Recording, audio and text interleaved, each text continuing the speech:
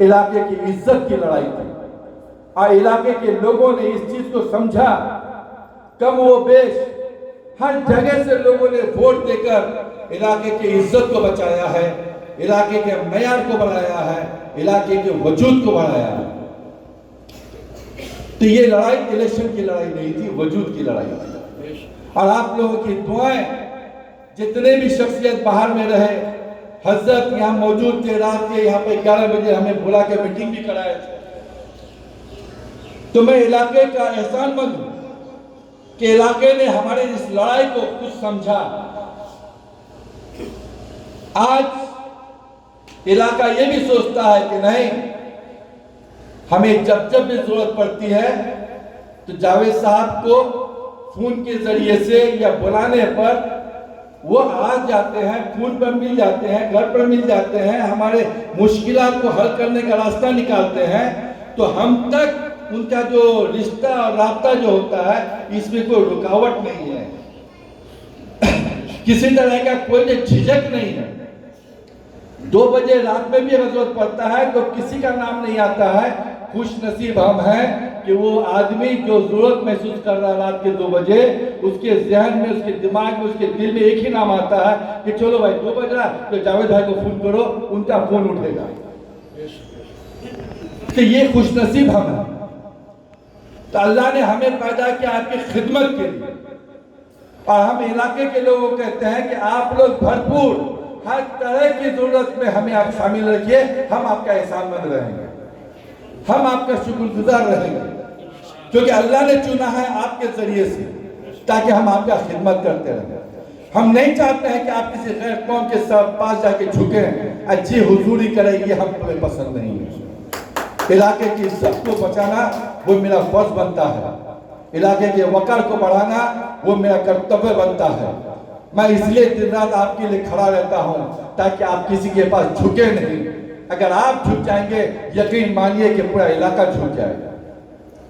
यही कहते हुए आप लोगों से हम जुदा हो जाएंगे और एक ही इल्तिजा और अपील के साथ कि ये अदारा मुफ्ती साहब ने इलाके के लिए तैयार किया है, लेकिन चलाना पड़ेगा आप लोगों को। इसको कामयाब बनाना है आप लोगों को। किसी भी तरह की कोई रंजिश किसी के दिल में हो जाए, उसको दूर किनार कर दीजिए। आप किसी को अगर चाहे कि नहीं इनको गिराना है, और अल्लाह अगर चाहे कि नहीं इनको उठाना है, तो कोई गिरा नहीं सकेगा। और अल्लाह ऐसे ही सोच और समझ के साथ अल्लाह का हमेशा साथ रहता है। जो अवाम के लिए सोचे, जो अवाम की जरूरत के लिए सोचे, अल्लाह का सोच भी वहीं पर जाता है। तो हजरत ने जो सोचा है इलाके के बारे में, उन्होंने अपने बारे में नहीं सोचा। क्यों? इनको जरूरत ही नहीं है। ये ऐश आराम की जिंदगी हैदराबाद की सरजमीन में बिता रहे हैं। उनको कोई जरूरत नहीं कि कादी गांव में आकर के इतना बड़ा अदारा खोल दें, लेकिन उन्होंने खोला है यहाँ के अवाम के लोगों के, हमारी माँ बहनों के लिए हॉस्टल का यहाँ पे इंतजाम, माकूल इंतजाम हमारे इलाके में नजर नहीं आएगा।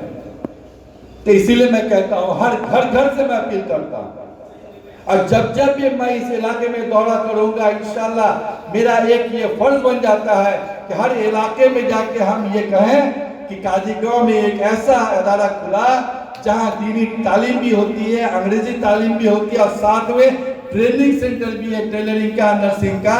आप अपनी बच्चियों को वहां पर दाखिला कराएं। अगर इलाके के लोग, हम लोग ये सोच लें, हमारे नौजवान सोच ले कि नहीं, हमारे गांव से, हमारे टोला से हम लोग 10-10 लड़कियों का एडमिशन करा दें, तो यकीन मानिए ये अदारा में जगह नहीं रहेगा, और इलाके में इसका नाम भी रोशन होगा, क्योंकि अल्लाह ने खुद पसंद किया है कादीगांव की सरजमीन को। तभी ये अदारा खोलने का जज्बा हमारे मुफ्ती साहब के दिल में दिया है। सब अल्लाह के मर्जी पर होता है। इसलिए मैं कहता हूं मेरे भाइयों, मेरे दोस्तों, ये कामयाब अदारा है और इसको कामयाब तक पहुंचाना हम सबों का ये फर्ज बनता है। आइए, आज जितने भी लोग यहाँ मौजूद हैं, हम सभी ये वादा करें कि मुफ्ती साहब आपने तो ये तैयार कर दिया है, लेकिन इस अदारे को खिलाना, इस अदारे का चमक दमक फैलाना हम सबों का ये फर्ज बनता है।